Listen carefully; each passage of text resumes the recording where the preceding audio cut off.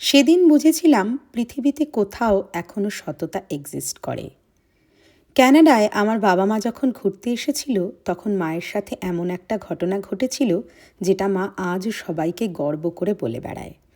বাবা মা ক্যানাডাতে এলে আমরা তাদের নিয়ে ছোটোখাটো কয়েকটা ট্রিপ করি। 2023 সালের জুলাই মাসে আমরা একবার পয়েন্ট পিলি বেড়াতে গিয়েছিলাম। 4-5 দিনের ট্রিপ।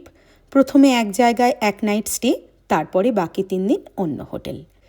পিলি আইল্যান্ডের সবুজ জল যেন মিশে যাচ্ছে নীল আকাশে। অপূর্ব সুন্দর প্রকৃতির বিচিত্রতা দেখে বিভোর বাবা মা। বাড়ি আসার 2 দিন পর সেই আনন্দে বিভোর আমাদের ঘোর কাটালো মা যখন তার ব্যাগে হাত দিয়ে আঁতকে উঠল। মায়ের গলার সোনার চেনটা নাকি সেখান থেকে মিসিং। সুটকেস, সমস্ত জামাকাপড়, গাড়ি, চকর, কার সিট কিচ্ছু ছাড়লাম না, কিন্তু সেই হারটি কোথাও খুঁজে পাওয়া গেল না।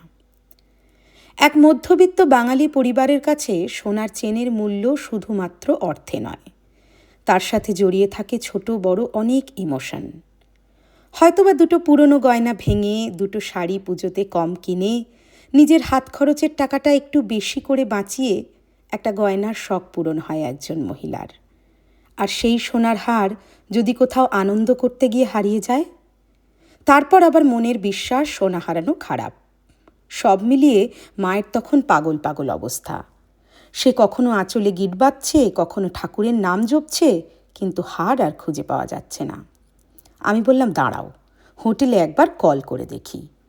আমাকে মনে করালো মা যে প্রথম হোটেলেই সে ওটা একবার ব্যবহার করেছে আর তারপরে কখনো বার করেনি। তার মানে ব্যাপারটা 7 দিন হয়ে গেছে। তবু ঠাকুরের নাম দিয়ে ফোন করলাম হোটেলে। ফোন ধরে সব শুনে বলল ম্যানেজার নেই, পরে আসলে ফোন করতে বলবো। ভাবলাম, যা, সব আরও গেল। যে স্টাফকে সব কিছু গড়গড়িয়ে বলে দিলাম, হয়তোবা সে গিয়ে এখন খোঁজাখুঁজি করবে, আর পেলে ম্যানেজার তো মোটেও জানতে পারবে না। রাত 9:30টার সময় আমার ফোন বেজে উঠল। ম্যানেজার জানালো চেনটা পাওয়া গেছে। একজন ক্লিনিং স্টাফ ঘর পরিষ্কার করতে এসে খুঁজে পেয়ে ওটা ফ্রন্ট ডেস্কে জমা দিয়েছে। আমি ম্যানেজারকে বললাম, আমার পোস্টাল অ্যাড্রেসে একটু পাঠিয়ে দেবেন প্লিজ। উনি বললেন, আমি জানি how valuable it is for you, so I can't take that risk. উনি নিজেই বললেন আমার হোটেলের এক কর্মচারী আর 1-2 দিনেই ওই শহরের কাছাকাছি যাবে, তার হাত দিয়ে আমি এটা আপনার কাছে পাঠিয়ে দেব।